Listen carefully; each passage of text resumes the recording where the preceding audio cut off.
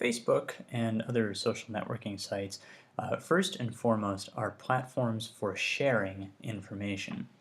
If there's information that you don't want shared, then rule number one is don't put it on Facebook. So that can include a whole host of different things depending on what your preferences for sharing information are. But we need to keep in mind in all this that the security settings, the privacy settings, they are our second tier of defense. The first line of defense is simply to not post things that we don't want people to find out about. Facebook security settings are really divided into two main places. When you post something new, you have some options on security there and on privacy there, and then you have some global privacy settings. So let's first take a look at posting something brand new.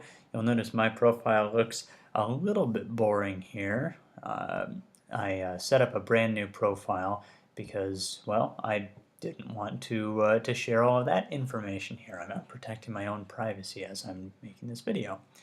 What's on my mind? This is a new video about privacy.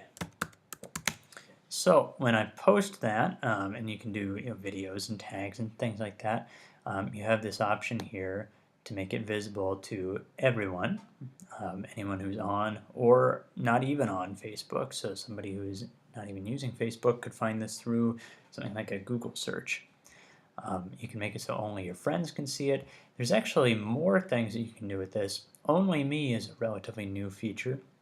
It makes it so that nobody, not even your own friends, can find something. So if you wanted to put down, say, an anniversary or a birthday to remember that, you could put it in Only Me and it wouldn't share it with the world. And then custom is an interesting feature as well. You can share with specific people here, or you can share with everybody except specific people or specific lists of people here. And then you have this option to share with people who are friends of the people that you tag in the post or not. So good things to be aware of there. The tagging that you can do here, tagging people in your post, that's something that we'll look at more in the global settings. But keep in mind that if other people are tagging you in their posts, then you aren't able to control the privacy settings, who's able to see that information in those pictures, unless you go into some of the global settings. So we'll post that just for my friends, and then we'll look at the global privacy settings. That's going to be up here. It's a little padlock button. And then we've got, they really have this laid out pretty nicely at this point. So if there's something in particular you want to search for, you can click on the little hourglass here, and that'll help you do that. Let's just kind of look through the overview. Who can see my stuff first? So this is the same option that I was just looking at here a minute ago. Who was going to be able to see the post that I made? Basically, this is changing your default.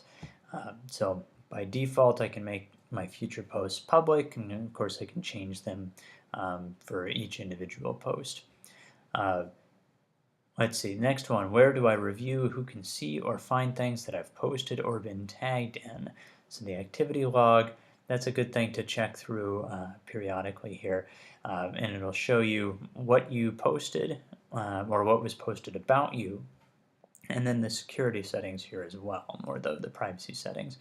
So you'll notice that the profile picture by default is a public thing there. The fact that I changed my profile picture, that was a public thing.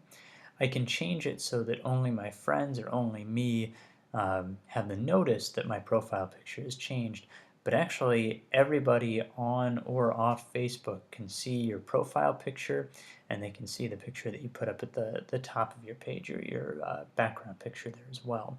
They can also see your name and your gender if that information is something that you've put on Facebook, and you don't have options to make those not publicly visible.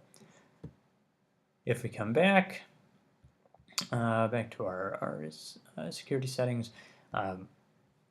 who can, let's see, what do other people see on my timeline is another cool tool. This gives you a feel for what other people can see. So if you want to, right now by default, it's what is publicly available. So anybody on Facebook or not can see my picture. They can see my name. If we go into the About section, let's see, it looks like nothing in the About section. Photos, nothing there. I don't have any friends on this account, so you won't be able to see anything there. But there is some information that is available to everybody. Now you can also change it so you can look at it from the point of view of a specific person. So you want to look at it from your grandma's point of view and see what they can see. Try that out. It's a cool tool. All right, now who can contact me? This one is probably a third tier for importance in privacy. Basically, this just determines who can send you messages and who can send you friend requests. So the basic filtering and the strict filtering stuff, that explains it pretty well there.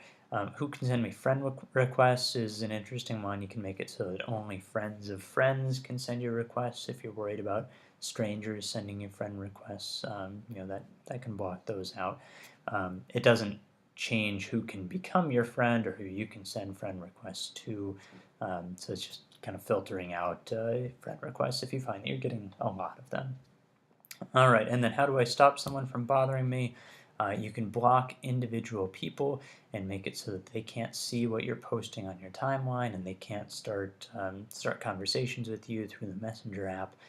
You can do that for individual people here. So if you're having a specific problem with one single person, that's a good setting to use. The privacy basics is another good one to look through here. And this is something they've overhauled recently that gives you an idea of the different categories of privacy information.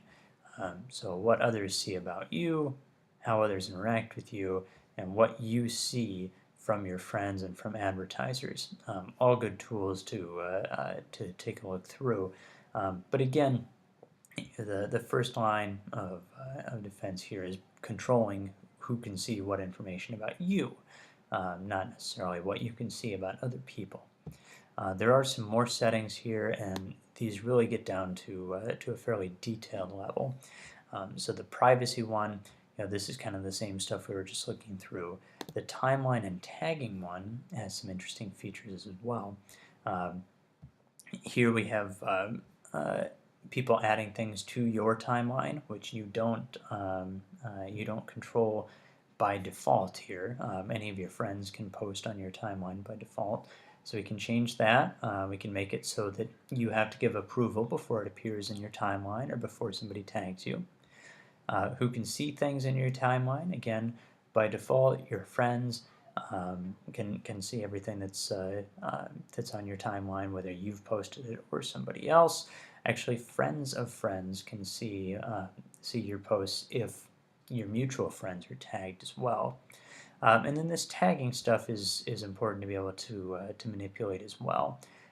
So being able to review tags that other people add to your posts before they appear publicly, being able to wait and have to give approval before somebody can tag you on something. Those are some of the options that you have here. And then blocking we've looked through as well. With blocking though, not only can you block users, you can actually block apps. And this is an important thing to take a look through. There's actually the potential that even if you don't use a particular app, say Farmville or any of the other games on here, they can actually get your information from your friends. Your friend uses Farmville, and they say, yeah, you can use my list of friends when they agree to play a game like that. So you may actually get ads or have information about you sent to somebody you don't even know because your friends are using a particular app. So this is where you can block information like that being shared. So that's sort of the basics on how to do all this stuff, but really they changed this often enough that you really want to be checking out this privacy basics stuff on a regular basis and make sure that the changes that they've made haven't made you, more vulnerable than you want to be. So continue learning about how to keep yourself safe here. But remember, no matter what the security settings are, the first line of defense is just not posting anything that you don't want people to see. Thanks for watching, folks. That's all.